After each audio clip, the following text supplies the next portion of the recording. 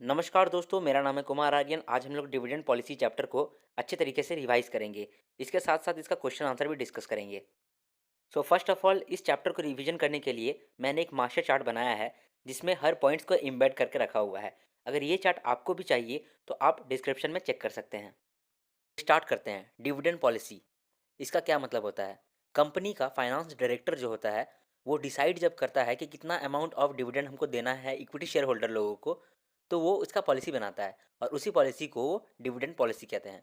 लेकिन हम लोगों को एग्जाम पर्पज़ के हिसाब से बस ये चेक करना है कि मार्केट प्राइस पे क्या अंतर होने वाला है इस डिविडेंड पॉलिसी की वजह से। तो इसके लिए इस चैप्टर में 5 मॉडल दिए गए हैं, जिसमें से कि 3 मॉडल वेरी वेरी इंपॉर्टेंट है और 2 मॉडल को आप इग्नोर भी कर सकते हैं। पहला है वॉल्टर मॉडल, दूसरा गॉर्डन मॉडल, तीसरा एमएम मॉडल, चौथा ग्राहम डॉड मॉडल और पांचवा लिंटर मॉडल। तो सारे मॉडल में आपको यही बताएगा कि मार्केट प्राइस में क्या चेंज होगा अगर आप डिविडेंड देते हैं या फिर नहीं देते हैं। तो स्टार्ट करते हैं सबसे पहले मॉडल से, वॉल्टर मॉडल। वॉल्टर मॉडल में एमपीएस यानी मार्केट प्राइस पर शेयर का फॉर्मूला दिया गया है। चलिए इस फॉर्मूला को समझते हैं। तो एज पर जेम्स ई वॉल्टर, एमपीएस क्या होगा? D plus E minus D into R divide by K E whole divided by K E. D का मतलब dividend per share. Dividend per share का दो फार्मूला होता है। पहला formula total equity dividend divided by number of equity share. सबको पता है कि डीपीएस का क्या फार्मूला होता है? Total equity dividend divided by number of equity share.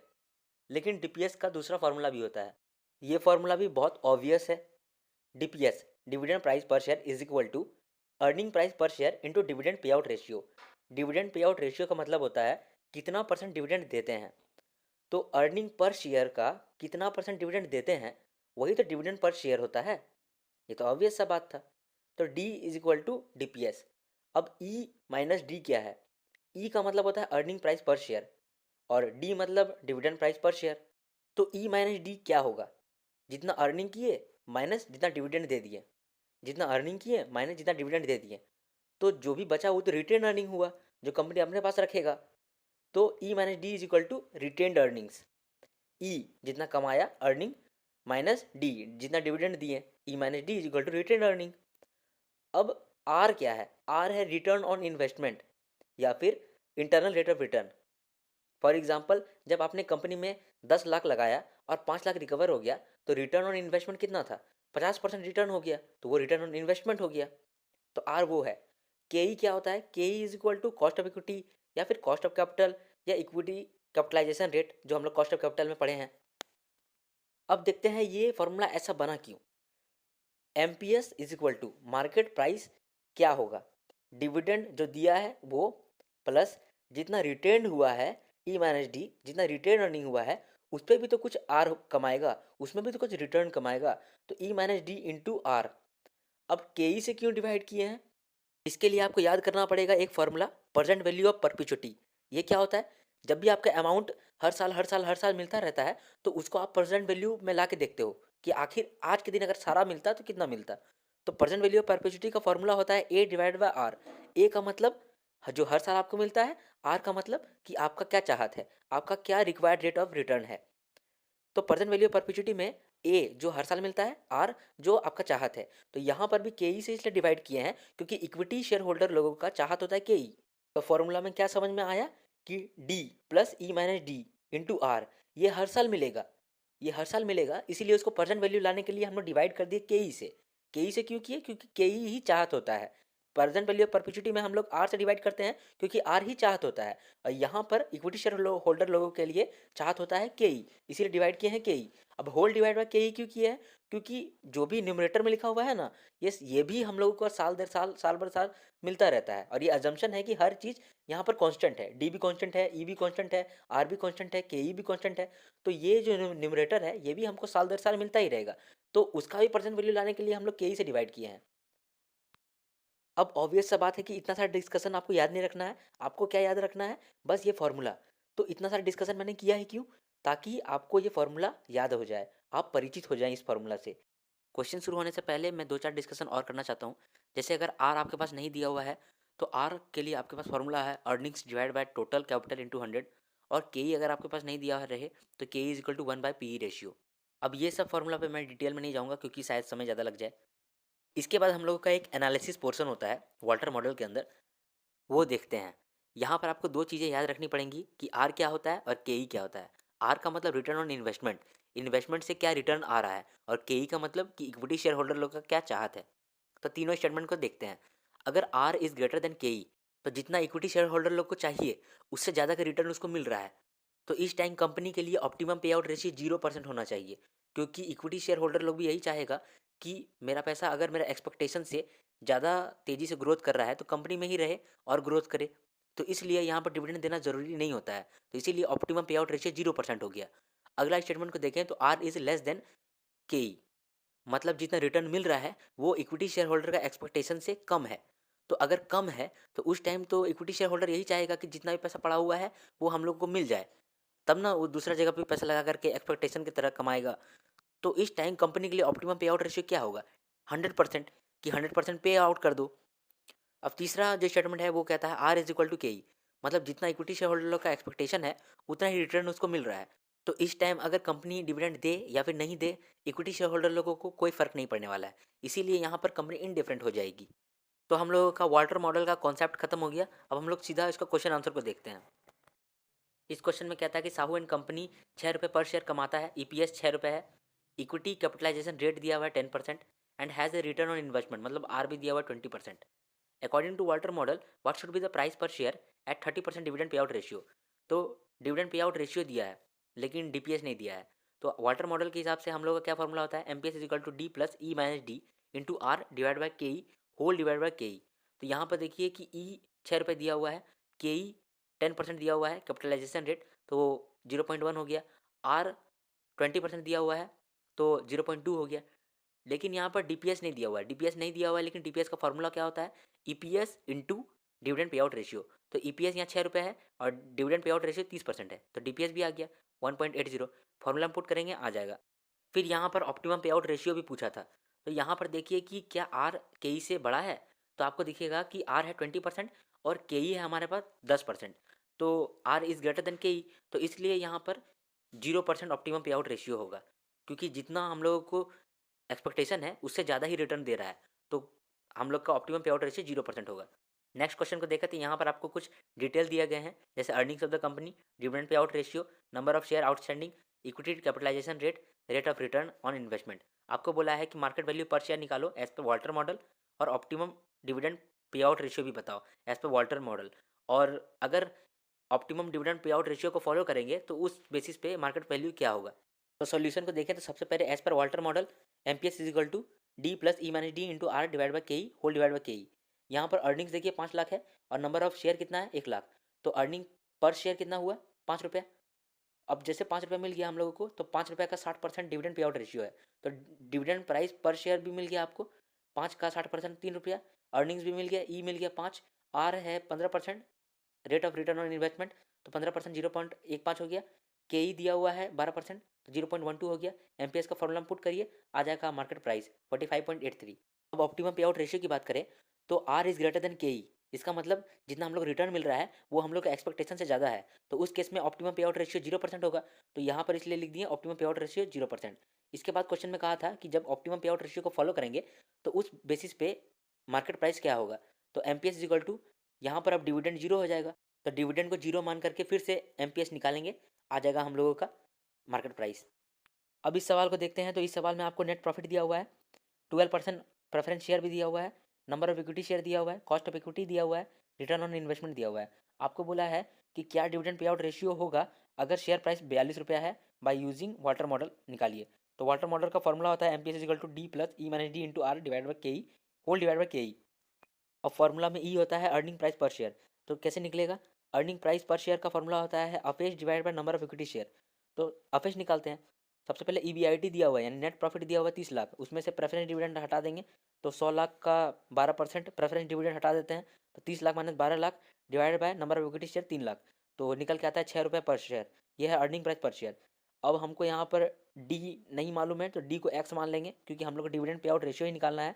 तो D is equal to X मान लेते हैं। आर दिया हुआ 20% यानी 0.2, के ई दिया गया है 16%, इसका मतलब 0.16, मार्केट प्राइस भी दे दिया है 42 रुपया, तो मार्केट प्राइस पर शेयर 42 रुपया। जैसे फॉर्मूला पुट करेंगे और डिविडेंड को एक्स मानेंगे तो डिविडेंड निकल के आएगा 3.12। अब हम लोग को मालूम चला है कि जब अर्निंग कमा रहे थे 6 रुपये पर शेयर तो हम लोग डिविडेंड दे रहे थे 3.12 पर शेयर। तो डिविडेंड पे आउट रेशियो क्या होगा, 3.12 डिवाइड बाई 6 इंटू 100, यानी कि 6 रुपये पे 3.12 हम लोग दे रहे थे डिविडेंड। तो डिविडेंड पे आउट रेशियो कितना हुआ, कितना परसेंट डिविडेंड दे रहे हैं, 3.12 डिवाइड बाय 6 इंटू 100, 52%। इस सवाल को देखते हैं। इस सवाल में कहता है कि सुभाष एंड कंपनी 8 रुपये पर शेयर कमाता है, यानी ईपीएस 8 है। इक्विटी कैपिटलाइजेशन रेट है 10%, यानी कि केई है 10%। And has a return on investment, मतलब कि आर है 20%। According to Walter model price क्या होगा अगर 25% डिविडेंड पे आउट रेशियो है। तो वाटर मॉडल से ऑप्टिमम पे आउट रेशियो भी बताओ। तो आंसर को देखेंगे तो as per water model formula लिख देंगे, M P S equal to D plus E minus D into R by K E whole divide by K ई। अब यहाँ पर डी क्या होगा, डी का मतलब डिविडेंड पर शेयर। अब यहाँ पर देखिए कि हम लोग कमाते हैं 8 रुपये पर शेयर और उसके बाद डिविडेंड पे आउट रेशियो है 25%, इसका मतलब 25% डिविडेंड दे देते हैं। तो अगर 8 रुपये कमाते हैं पर शेयर और 25% डिविडेंड दे देते हैं तो 25% ऑफ 8 रुपया 2 रुपया मतलब कि डिविडेंड पर शेयर देते हैं। उसके बाद ई यानी अर्निंग प्राइस पर शेयर 8 रुपये दिया हुआ ही है, आर दिया हुआ है 20% यानी 0.2, के ई दिया हुआ 10% इसका मतलब 0.1। एम पी एस का फॉर्मूला पुट करेंगे आ जाएगा 140 रुपये मार्केट प्राइस। इसके बाद पूछ रहा था कि ऑप्टिमम पे आउट रेशियो क्या होगा। तो सिंस यहाँ पर आर इज ग्रेटर देन के ई, जितना हम लोगों को चाहिए उससे ज़्यादा ही हम लोग रिटर्न मिल रहा है, तो उस केस में ऑप्टिमम पे आउट रेशियो क्या होगा कंपनी के लिए, 0%। तो 0% अगर होगा तो उस केस में मार्केट प्राइस क्या होगा, तो फॉर्मूला पुट कर देंगे और यहाँ पर डिविडेंड के जगह में 0 लिख देंगे क्योंकि डिविडेंड 0 दे रहे हैं, ऑप्टिमम पे आउट रेशियो 0 है। तो अगर हम लोग डिविडेंड को 0 ले लेंगे तो मार्केट प्राइस पर शेयर मिलेगा 160 रुपये। अब नेक्स्ट क्वेश्चन को देखते हैं। इस क्वेश्चन में कह रहा है कि गोल्डी लॉक लिमिटेड का इक्विटी कैपिटल है 40 लाख, अर्निंग कमाता है 4 लाख का, प्राइस अर्निंग रेशियो है 12.5, डिविडेंड पेड है 3,20,000, नंबर ऑफ शेयर है 40,000। आपको निकालना है current market price using water model और डीपी रेशियो यानी कि डिविडेंड पे आउट रेशियो निकालना है यूजिंग वाटर मॉडल। तो सबसे देखिए वाटर मॉडल के हिसाब से फॉर्मूला क्या होता है एमपीएस का, D plus E minus D into R divide by K E whole divide by K ई, जहाँ पर ई होता है अर्निंग प्राइस पर शेयर। अब ईपीएस तो डायरेक्टली नहीं दिया है, ईपीएस का फॉर्मूला लगाना पड़ेगा यहाँ पर earning divide by number of share. तो अर्निंग है 4 लाख और नंबर ऑफ शेयर है 40,000, तो 4 लाख बाय 40,000 10 रुपये होता है earning, earning price per share EPS. और डीपीएस कैसे निकालेंगे, क्वेश्चन में लिखा हुआ है कि डिविडेंड दिए हैं 3,20,000, 40,000 इक्विटी शेयर को, तो 3,20,000 डिवाइड बाय 40,000, तो डिविडेंड पेड पर शेयर कितना हुआ 8 रुपये। उसके बाद आर कैसे निकलेगा, आर भी यहाँ पर नहीं दिया हुआ है। तो आर का मतलब तो हम लोग सबको मालूम है, आर का क्या मतलब, रिटर्न ऑन इन्वेस्टमेंट, इन्वेस्टमेंट में कितना परसेंट रिटर्न कमाए हैं। तो इन्वेस्ट कितना किए थे 40 लाख रुपए, जो इक्विटी कैपिटल है वही तो इन्वेस्ट किए थे बिजनेस में, और कमाए कितना, अर्निंग कितना कमाए 4 लाख। तो 40 लाख पे 4 लाख कमाए तो हम लोग का कितना परसेंट रिटर्न हुआ, 4 lakh divide by 40 lakh into 100, तो 10% हम लोगों का रिटर्न हुआ। इसका मतलब 0.10 आर हो गया। के ई का फॉर्मूला क्या है, 1/पी रेशियो, आपको बताया था मैंने। तो यहाँ पर पी रेशियो दिया हुआ है तो 1/पी रेशियो निकालेंगे तो 0.08 आ जाएगा हम लोग का के ई। जैसे ही सब कुछ आ गया तो एमपीएस का फॉर्मूला पुट करेंगे आंसर आ जाएगा। उसके बाद ऑप्टिमम पे आउट रेशियो की बात करें तो यहाँ पर भी आर इज ग्रेटर देन के ई, तो ऑप्टिमम पे आउट रेशियो 0 होगा। उसके बाद अगर हम लोग ऑप्टिमम पे आउट रेशियो पे फॉलो करते हैं तो उस बेसिस पे एमपीएस क्या होगा, तो डिविडेंड 0 लेके हम लोग एमपीएस का फॉर्मूला में पुट करेंगे और आ जाएगा हम लोगों का एमपीएस 156.25। अब ये सवाल को पढ़ते हैं। ये सवाल में आपको कुछ डिटेल दिए गए हैं, जैसे टोटल अर्निंग दिया हुआ है, नंबर ऑफ इक्विटी शेयर दिया हुआ है 100 रुपये वाला, फिर डिविडेंड पेड दिया हुआ है, प्राइस अर्निंग रेशियो दिया है, और 3 क्वेश्चन पूछा है। पहला क्वेश्चन कि क्या company optimal dividend policy follow कर रहा है, और दूसरा क्वेश्चन वो पी रेशियो बताओ जिस पी रेशियो में डिविडेंड पॉलिसी का कोई भी फर्क नहीं पड़ेगा एमपीएस में, यानी कि वैल्यू ऑफ द शेयर पे। और तीसरा क्वेश्चन कहता है कि क्या आपका डिसीजन चेंज होगा अगर पी रेशियो 8 के जगह में 12.5 हो जाए। तो देखते हैं इसको। एज पर वाटर मॉडल हम लोग को मालूम है कि एमपीएस क्या होता है, D plus E minus D into R divide by K E whole divide by K ई। तो यहाँ पर E is equal to EPS होता है, यहाँ पर टोटल अर्निंग दिया है, नंबर ऑफ इक्विटी शेयर दिया है, तो अर्निंग प्राइस पर शेयर में निकल जाएगा 2 लाख डिवाइड बाई 20,000 10 रुपये। फिर डिविडेंड पेड भी दिया हुआ है और नंबर ऑफ इक्विटी शेयर दिया हुआ है, तो डिविडेंड पेड पर शेयर कितना होगा वो भी निकल के आ जाएगा।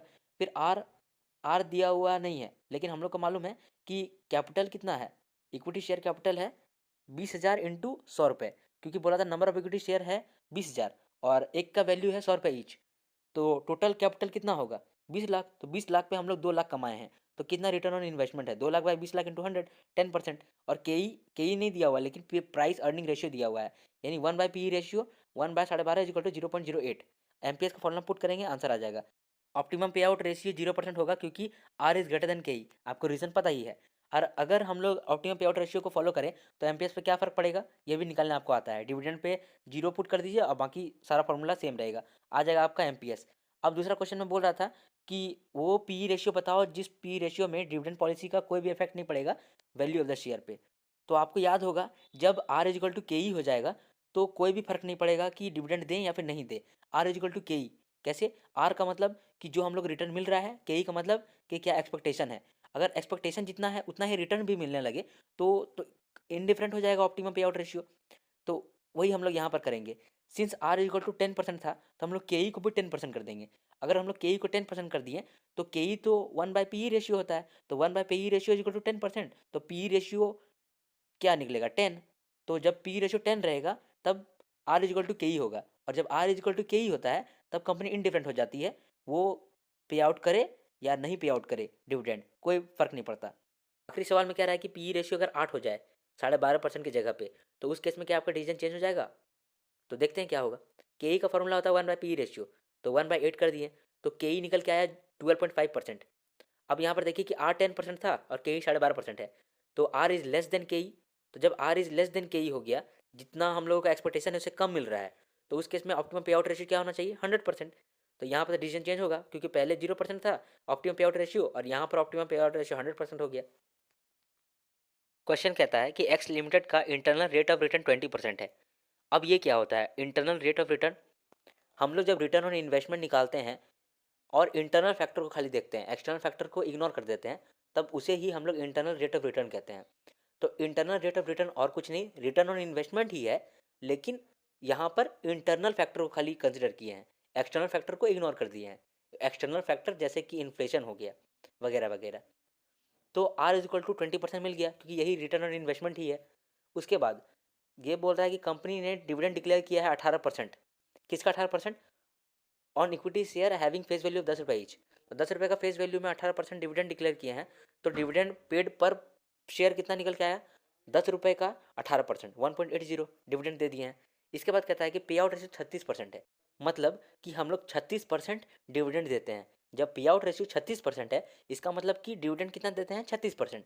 तो इस बार भी 36% ही दिए होंगे, लेकिन 36% कितना दिए हैं, बोला है पहले कि 1.8 हम लोग दिए हैं डिविडेंड। तो अगर 1.8 देते हैं, 1.8 दिए हैं और हम लोग 36% देते हैं, इसका मतलब कि 1.8 ही 36% है, तो 100% क्या होगा, जितना 100% होगा वही हम लोग का अर्निंग होगा, अर्निंग प्राइस पर शेयर। तो earning price per share EPS कैसे निकलेगा, 1.8 डिवाइड बाई 36%। अगर 1.8 36% है तो 100% कितना होगा 5 रुपया, और ये जो 5 रुपया है वो ईपीएस आ गया। तो हम लोगों का डीपीएस भी आ गया, ईपीएस भी आ गया, आर भी निकल गया, के भी निकल गया।